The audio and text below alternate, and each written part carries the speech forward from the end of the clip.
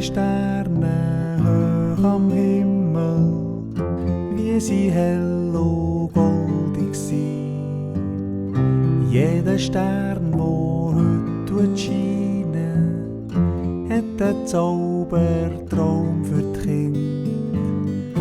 Und auch dann die Kinder schlafen, es ist Zeit für die Abendruhe.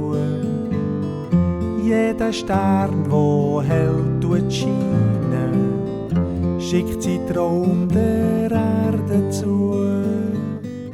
Schau die Sterne hoch am Himmel, wie sie hell und goldig sind.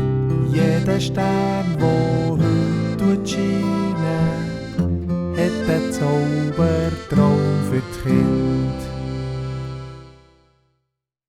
Inzwischen ist sogar der Mondbär eingeschlafen und pfuset tief und fest im weichen Stroh. Da spaziert eine Spinne mit ihren seidigen Beinen ins Entenhaus und kräsmet dem Mondbär übers feuchte Näsli. Es kützelt ihn. Er muss niesen und verwacht. Zuerst kommt er gar nicht mehr raus, wo er ist. Ah ja, im Entenhaus. Aber wo sind denn die 13 kleinen Entenkinder? Kein einziges ist mehr rum. Und das Türli vom Entenhaus ist sperrangelweit offen. Jetzt sind die einfach fort, auf und davon, wundert sich der Mondbär. Das sind ja freche Entenkinder, die nichts folgen. Also Entli hüten ist etwa gar nicht lustig.